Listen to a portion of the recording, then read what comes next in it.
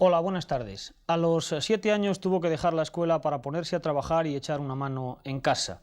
De pequeño le expulsaron de un colegio de religiosos de Salamanca porque decían que iba mal vestido. Y es que por entonces su padre había tenido ya que emigrar a Alemania para sostener a su familia y con lo que mandaba desde allí no daba para mucho, casi solo para ir mal tirando y hacían falta todas las manos del mundo.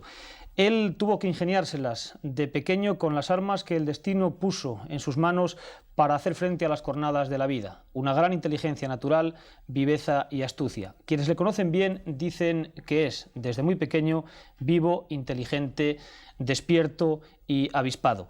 Comenzó a torear cuando aún vestía pantalón corto. Toreaba para divertir a los turistas y a los estudiantes de idiomas que acudían a Salamanca y que iban buscando emociones desconocidas a una pequeña plaza de tientas situada en las afueras de la ciudad. Él era la gran atracción, era el niño de la capea. Por eso Pedro Moya quiso hacer suyo este apelativo cuando intentó ser algo en el mundo de los toros. Y por eso hoy, cuando triunfa en todas las plazas que pisa, cuando Madrid ha tenido que rendirse ante sus faenas, cuando en México se le adora, cuando es uno de los primeros del escalafón, él continúa siendo en los carteles el niño de la capea. Y es que, Pedro, buenas tardes. Muy buenas tardes. Ya es imposible separar a Pedro Moya del niño de la capea, ¿no? Yo creo que sí. Yo creo que el niño de la capea va a morir ya con Pedro Moya. Aunque dejes de ser torero el día de mañana y dejes los ruedos, seguirás siendo el niño de la capea. Pues sí, porque además yo estoy convencido que lo que más me gustará el día de mañana fue precisamente cuando empecé a ser el niño de la capea. ¿Estás orgulloso, por tanto, de tu pasado, se puede decir? Bueno, estoy orgulloso porque creo que desde muy pequeño escogí la carrera que me gustaba, hice lo que me gustaba y creo que al final, pues ahora mismo creo que me siento orgulloso porque creo que he escogido lo que a mí realmente me satisface, lo que me llena y yo creo que no sé hacer otra cosa, entonces quiere decir que he nacido para ser lo que soy. Ahora, mirando hacia atrás y recordando aquella infancia que comentábamos hace un momento que fue bastante difícil en tu caso, ¿no crees que estás soñando todavía? Bueno, hay veces que sí, ¿no? Porque esto del toreo es tan duro, hay tantas trabas, la lucha es tan dura constantemente, que hay muchas veces que uno piensa y dice, bueno, ¿será posible que yo ahora tenga lo que tengo, ella haya llegado donde haya llegado? Te llamen las empresas, te quieran contratar en todas partes, entonces pues sí, hay veces que te crees que todavía sueñas. Vamos a empezar por el principio, por aquel chaval de pocos años de Salamanca que a lo mejor cuando era muy pequeño no pensaba en ser torero, pero que enseguida se sintió atraído por este mundillo. Tú, como decíamos antes, dejas la escuela a los 7 años porque había que hacer echar una mano en casa. No a los 7, fui de 7 a 14, pero bueno, fui a ratos porque hacía más novillos que la mar, ¿no? Para ir a la capea, ¿no? La verdad es que yo me identifiqué muy pronto con el toro a través de la escuela torina La Capea, en la que yo pues ya me llevaba a mi padre, que era aficionado, y yo veía por allí torear a los maletillas y a mí aquello me atraía especialmente, ¿no? Después pues ya fui empezando a ver algunas cosas en televisión, no la mía, en la del bar, porque nosotros no teníamos. Entonces vi que me gustaba lo que hacían los toreros, que me entusiasmaba, ¿no? Me deslumbraba un poco el ver pasar por la carretera aquella que pasaban hacia el campo a Paco Camino, al Viti, en aquellos coches tan grandes. Y decía, bueno, ¿yo por qué no puedo tener una cosa de esa? ¿Yo por qué tengo que ser toda mi vida un trabajador y tener que estar en Alemania como hasta mi padre, ¿no? Y entonces ahí se me despertó ese orgullo afortunadamente de hombre en un crío tan chico, ¿no? Y fui consciente desde chiquito. Además, porque tú vivías en lo que en Salamanca se llama el otro lado del río, que parece que no, pero sí, marca distancias. Marca y desgraciadamente grandes, ¿no? Y yo creo que actualmente todavía las marca, aunque ya menos, pero lo importante es eso, que siendo de barrio, sin haber tenido una preparación, uno se propuso unas metas. Yo me propuse intentar ser torero de los primeros, de estar en todas las ferias de categoría, y lo he conseguido, y para mí es un orgullo, ¿no? ¿Y cómo aprende a torear uno en un barrio de las afueras de Salamanca, que parece que no vas a tener maestros? ¿Cómo te las apañaste para empezar a torear? Bueno, ahí toreábamos en la capea pues entre 4 o 5 muchachos, en los que estaba Ángel Rodríguez, estaba el Miura, que ahora es banderillero, estaba Laureano, en fin, éramos 4 o 5 muchachos, y después iba de vez en cuando Toreri, un más subalterno de allí, iba Jertes. Entre todos nos enseñamos lo que unos a otros sabíamos, ¿no? Los banderilleros más, lógicamente, y entonces nosotros toreábamos, pero lo que hacíamos era ver muchas fotografías, ver televisión en cuanto había una corrida, y comentábamos. Entonces lo que veíamos es que teníamos valor para ponernos delante de las becerras que salían e intentar hacer lo que nos parecía a nosotros que era el toreo. Entonces, bueno, pues cuando yo me di cuenta que yo tenía valor para ponerme delante de una vaca y me decían coge a la izquierda, y a mí no me daba miedo en aquel momento coger la izquierda, pues me di cuenta que podía ser torero si era capaz de aprender los secretos del arte de torear, ¿no? El valor es fundamental, pero con valor no basta. Alguien tuvo que decirte, tú tienes también técnica, tú tienes maneras, tú sabes torear. Sí, hubo un hombre que empezó en mi vida importante, quizás definitivo en mi carrera y que sigue conmigo, que fue Juan Cabello Moya, el Brujo. El Brujo, en las primeras novilladas sin picadores, pues él me veía un muchacho con mucha ilusión, con muchos recursos, con valor sereno para ser torero, pero él veía que me tenía que enseñar la técnica, que yo no la sabía. Yo me ponía allí, lo mismo me cogían una vez que no me cogían ninguna, o me cogían 20. Entonces él se encariñó conmigo desde el principio, él empezó a enseñarme, bajaba todas las tardes a la capea, me enseñaba a torear, y él veía que yo asimilaba muy deprisa, que lo que él me enseñaba, pues yo lo aprendía.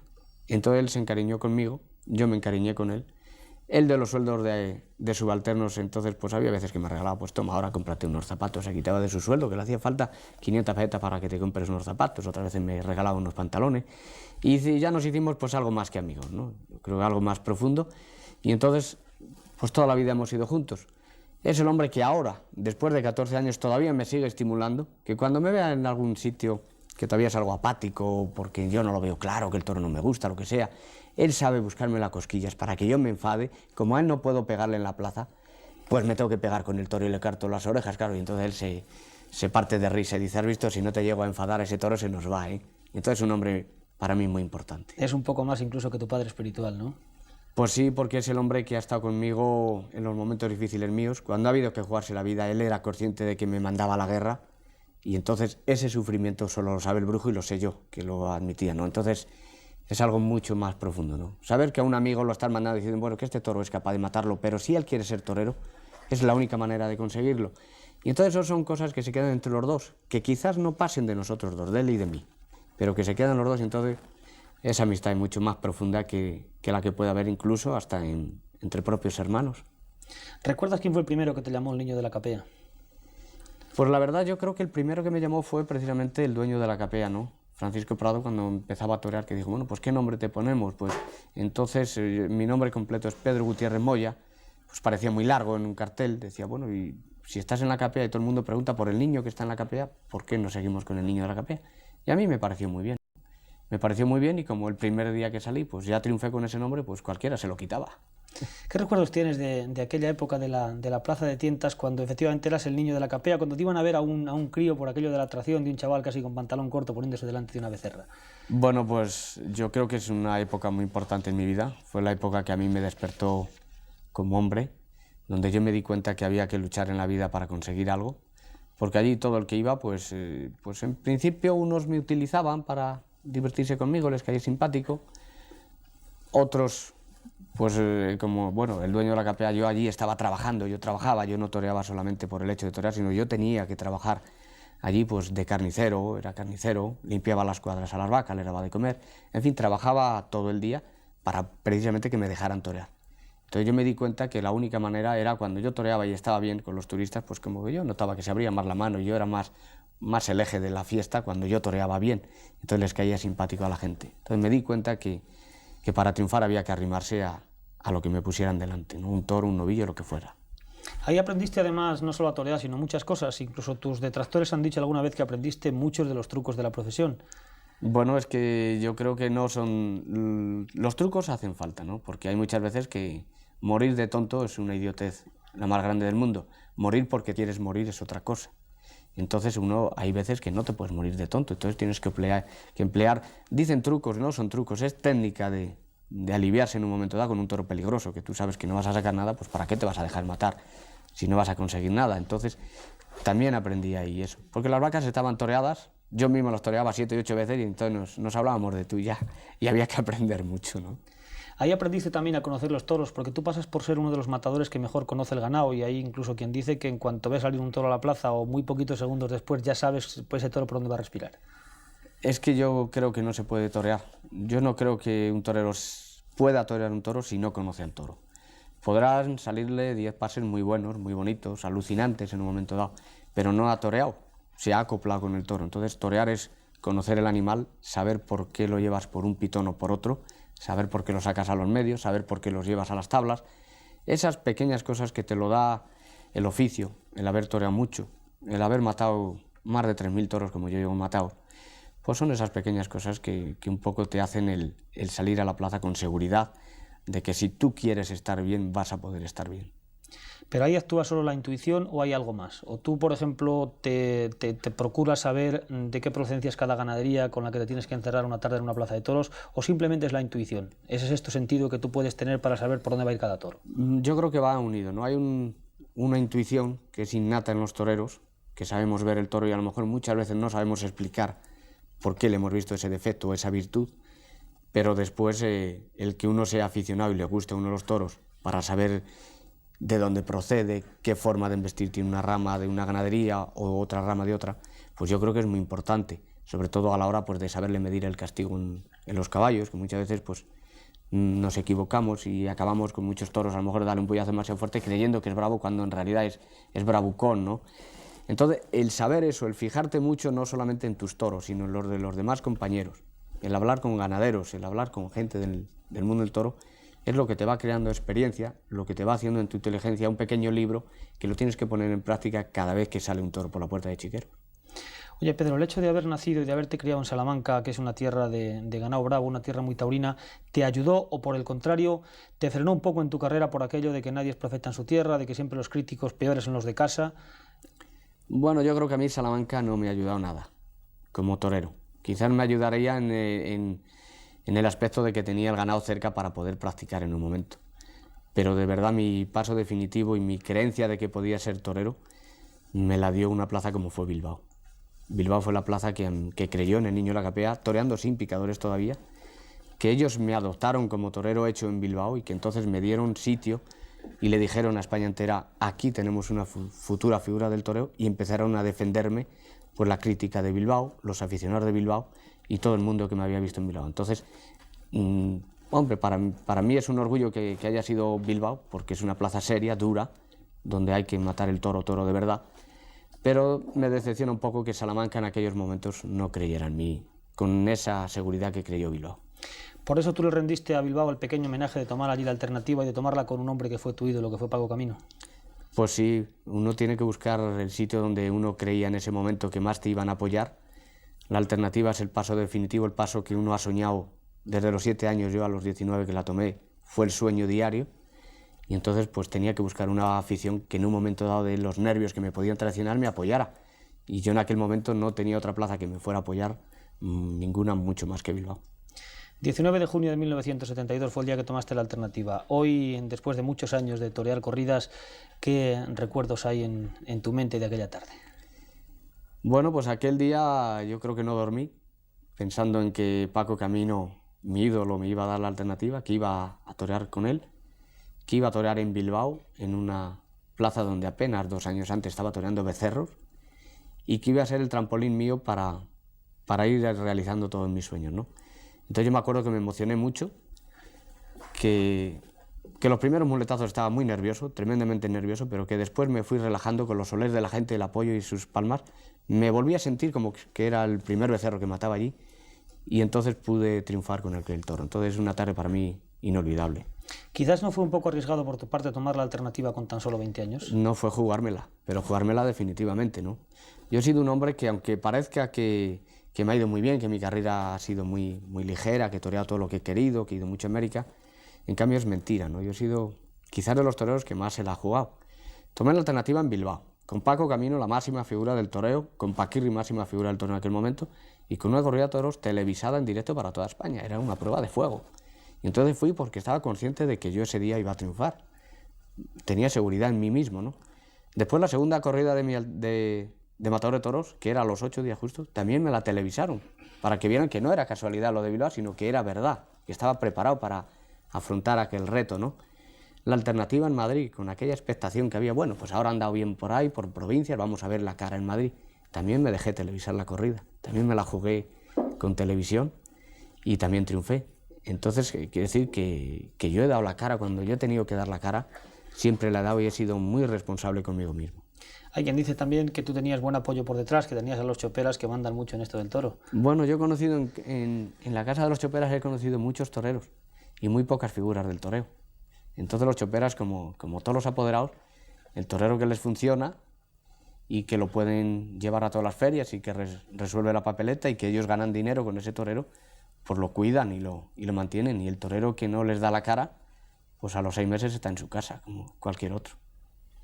14 años de alternativa y hay quien dice que el año pasado y este estás en tu gran momento, en el momento cumbre de máxima madurez del Niño de la Capea, ¿es verdad? Bueno, yo creo que los toreros tenemos una época en que nos entra la madurez, el sosiego, en que la visión nuestra va mucho más allá de lo que es el toreo como puramente una forma de ganar dinero y de situarte en la vida, y que se transforma en algo ambicioso de tipo profesional, que uno ve que uno tiene metas que quizás antes le parecerían inalcanzables y que llega un momento que uno las ve, las toca, y yo creo que ese momento es el que me ha llegado a mí. Por eso yo creo que yo estoy en ese momento en que ahora estoy empezando a disfrutar del toreo, pero por el hecho de que creo que puedo romper en ser un torero importante. Entonces, si lo he tocado y estoy en ese momento, pues no voy a ser tan tonto de no hacerle yo el esfuerzo para conseguirlo. Lo tengo que hacer, aunque me cueste lo que me cueste, ¿no? Por lo menos que el día de mañana no me diga, no, es que no lo fuiste porque no lo intentaste. No, no. Si lo puedo ser, lo voy a intentar. Que luego lo sea o no lo sea, el tiempo lo va a decir. ¿Hasta cuándo puede dudar ese momento? ¿Tú te atreverías a predecirlo no. o lo va a dar el toro, lo va a dar el devenir del tiempo? No, yo creo que no lo puedo decir porque hace 2 años que yo caí en México un poco, pues bueno, con la forma de pasar el invierno. Dije, bueno, pues voy a torear unas corridas en México y me quito aquí 3 meses de invierno de España y toreo, estoy en activo. Y saltó ahí, digamos, saltó la liebre. Llegó el triunfo importante y llegó la renovación de las ilusiones. México me volvió a ilusionar, como cuando tomé la alternativa, ¿no? Me dio proyección de que estaba haciendo algo importante.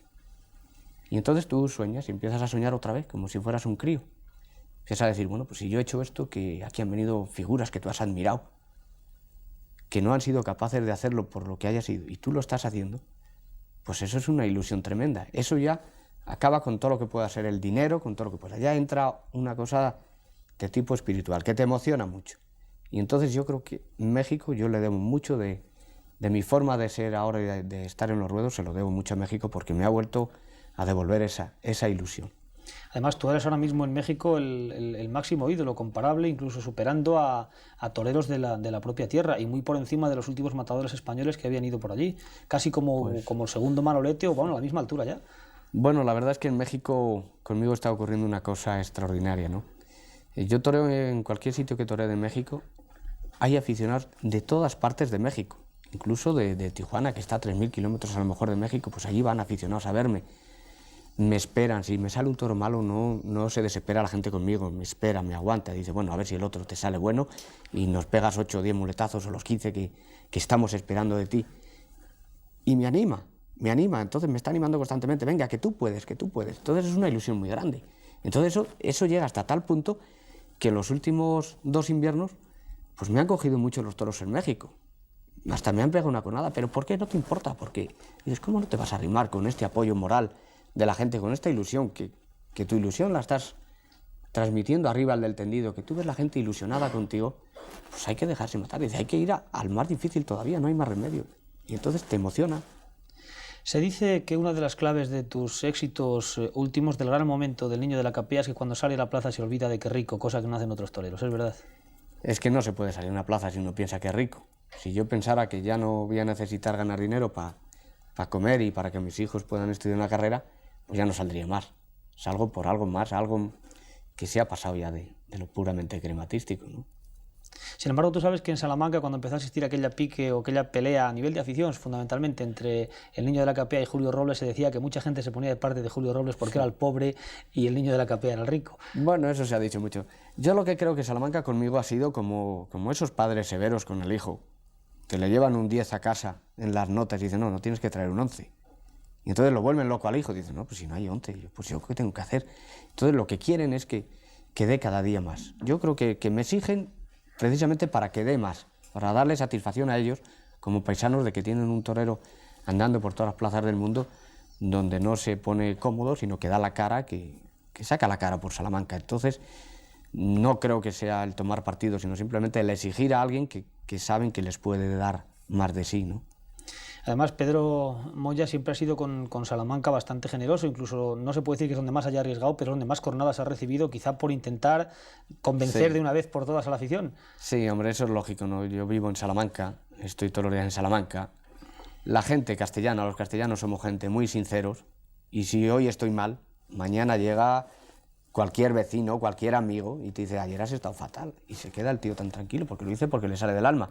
Entonces a mí no me gusta que yo esté en Salamanca y que hoy esté mal con un toro, porque mañana el portero de mi casa me va a decir qué mal has estado ayer, y entonces vas a estar así. Entonces lo que tú quieres es estar el mejor día de tu vida, estar en Salamanca, por lo menos para que al día siguiente tu vecino te diga, ayer disfrutamos contigo, así me gusta verte.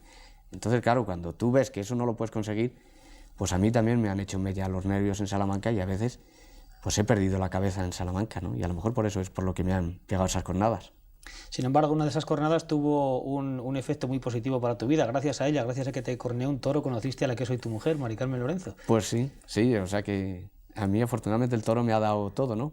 O sea, me ha dado las cornadas, me ha dado a mi mujer, me ha dado a mi familia, mis hijos, que es lo que más adoro en este mundo. Y fue una cornada muy curiosa porque ella era de las damas de honor de la feria y yo les había prometido que les brindaba el toro. Y entonces mira por dónde ese toro que les iba a brindar a ella me cogió y me pegó una cornada, ya no se lo pude brindar. Y entonces fueron a la clínica pues a agradecerme el detalle que ese toro se lo iba a brindar a ellas, que no había podido ser. Y bueno, pues ahí como me gustó desde el primer día que tuve el clásico flechazo con mi mujer, pues empecé a llamarla desde la clínica y nos hicimos novio y ahí seguimos. ¿Es necesario para que un torero esté en ese momento de madurez, esté tranquilo, esté sereno en la plaza, que tenga una estabilidad emocional en un tema, por ejemplo, como el matrimonio? Imprescindible, ¿no? A mí ahora mismo una bronca con mi mujer hasta me afecta en una plaza en un momento.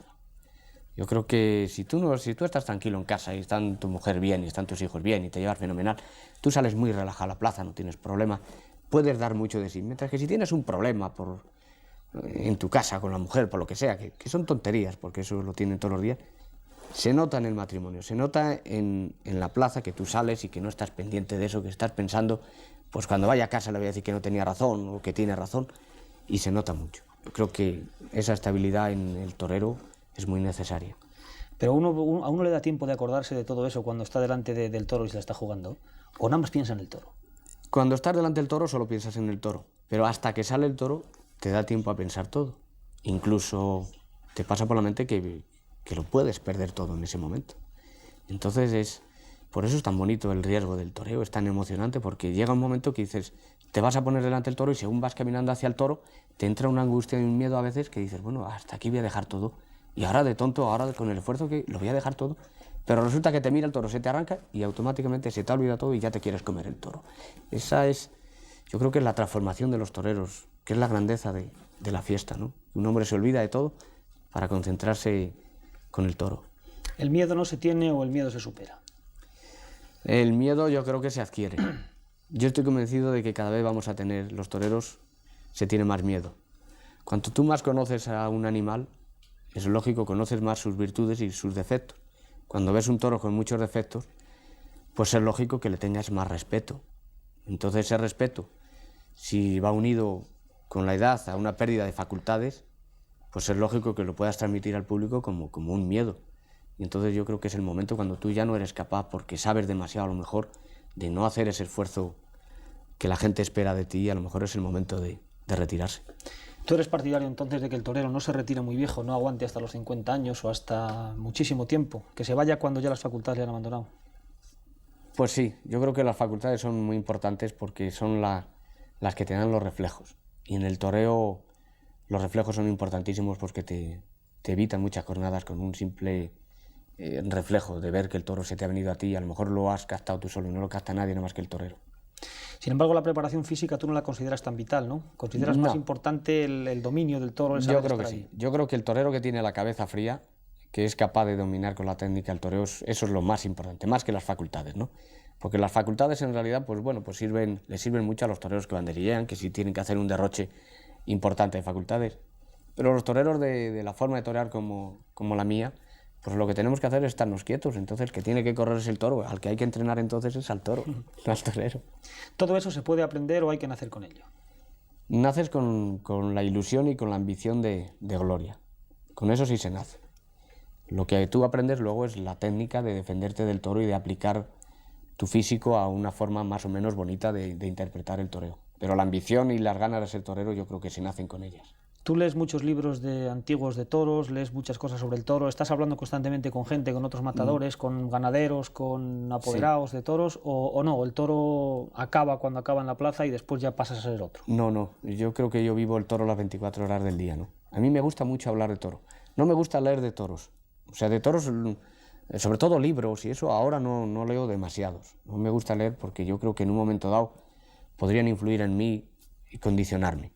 Me gusta hablar mucho de toros, hablar con toreros viejos, con ganaderos, para ir aprendiendo de comportamiento de toros, de gestas, de detalles de toreros en la plaza. Pero no me gusta leer porque yo creo que en un momento dado me pondrían condicionar y entonces perderías parte de tu personalidad. Y yo quiero que el capea hasta el día que se retire, pues que sea el capea, ¿no? Aunque no leas mucho, me imagino que alguien te contará las críticas que se hacen de ti. ¿Qué piensas cuando, incluso estando bien, te dice que eres un torero eléctrico, que utilizas muchos trucos, que etcétera, etcétera, que sabes que se ha escrito de ti? Bueno, las críticas sí las leo. Procuro leer casi todas, ¿no? De las críticas hay veces que sacas conclusiones que te ayudan a decir defectos. Hay otras que no estás de acuerdo, ¿no? Entonces, lo que quizás más te moleste es que el crítico te juzgue sin darse en cuenta en un momento dado del toro que tú tienes enfrente. Eso sí te molesta, ¿no? Porque te digan que has estado con un toro a lo mejor deprisa, pues quiere decir que a lo mejor en un momento dado el toro se te ha quedado sin picar. Entonces un toro que se te ha quedado sin picar, se te ha quedado muy violento. Entonces tú no eres el que está deprisa, es el toro, tú te tienes que acoplar al toro.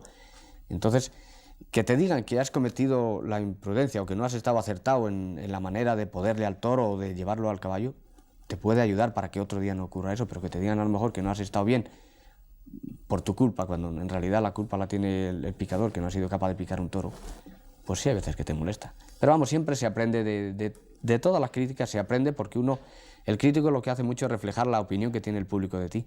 Y tú vas, al fin y al cabo nos debemos al público, y tú vas dándote cuenta de lo que le gusta al público y lo que no le gusta. Pero no cansa mucho torear, como ha sido tu caso, 50, 60, 70 corridas en la temporada, que es muy difícil que te salga un día distinto al otro, que a veces casi tienes que salir, no por compromiso, pero por una obligación en la que no te estás tan a gusto, en la que no puedes hacer tu arte.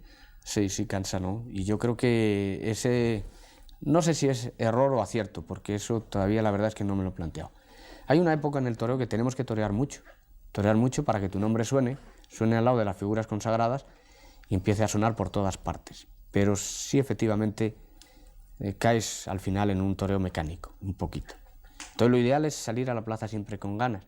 Pero claro, eso no lo puedes hacer hasta que ya no tienes un nombre consolidado, que te puedes permitir el lujo de que aunque no vayas a tal feria, la gente de esa feria sabe que existes y que estás en Candelero y que si no ha sido porque no te has arreglado con la empresa, ¿no? Entonces es cuando llega el momento de torear para disfrutar tú del toreo. Entonces tú tienes que medirte y decir, bueno, yo físicamente voy a poder estar bien, por lo menos intentar estar bien, pues en 50 corridas de toros. Pues no toreo ni una más. Entonces te planteas el número exacto. Y dices, bueno, yo 50 corridas de toros, que no me canso, que puedo dar de sí al 100% y no voy a estar mecanizado nunca. Pero claro, ocurre que hay unos años que hay que torear a la fuerza para abrirte camino y poderte dar luego el lujo de poder torear lo que a ti te apetece. Pedro, hay una pregunta que a mí me gusta hacer a todos los toreros y que no quería que hoy se me quedara en el tintero, ya que nos queda muy poco tiempo. ¿Un torero triunfa cuando ha comprado una finca y es rico, o triunfa antes, o triunfa después, o triunfa aunque no compre la finca? No, yo creo que el torero triunfa cuando está satisfecho de lo que hace. No todos los toreros tienen por qué comprar finca. Cuando un torero hace lo que siente, disfruta con lo que hace, ya está triunfando. No, lo de comprar fincas o no comprarlas es una cosa secundaria, ¿no? Lo importante es hacer a gusto lo que estás haciendo. Sin embargo, hay una tradición de los toreros de inmediatamente que pueden comprar una finca y si pueden incluso criar ganado bravo. Sí, bueno, es que soñamos con eso. Empezamos a andar de maletillas por las plazas, por todas las plazas de tienta, y entonces tú sueñas con eso, con cómo se cría el ganado, y dices, bueno, pues si algún día yo pudiera tener esto. Entonces es un sueño que adquieres desde chiquito, es una obsesión. Luego a lo mejor hay muchos toreros que cuando la tienen se dan cuenta de que no es lo suyo y la venden. Otros no, otros se dan cuenta de que efectivamente tienen lo que han deseado toda la vida. Además, en tu caso, cuando compras una finca se dan otras dos claves bastante importantes. Es una finca en la que ha trabajado tu padre y una finca que pertenece a tu padrino de alternativa, a Paco Camino. Pues sí, la finca era de Paco Camino y allí estuvo trabajando mi padre, ¿no? Entonces cuando yo vi que la podía comprar, pues me hizo mucho más ilusión que si hubiera sido otra finca normal, ¿no? Y además que, pues la ilusión de mi vida ha sido precisamente esa finca. y sobre todo casi un poco con podérsela brindar a tu padre, de decir, bueno, estuviste aquí y ahora puede ser tuya, pues de la familia, ¿no? Sí, sí, eso es bonito, ¿no? Como ven, un detalle más de la personalidad de una persona, de alguien como el niño de la Capea, al que nos hemos acercado. Y digo solo acercado porque con él podíamos haber estado charlando muchos más minutos para llegar hasta la forma de ser, la forma de pensar y la forma de actuar de uno de los paisanos más ilustres, de uno de los mejores toreros que ha dado Castilla y León. Gracias a Pedro Moya. Muchas gracias.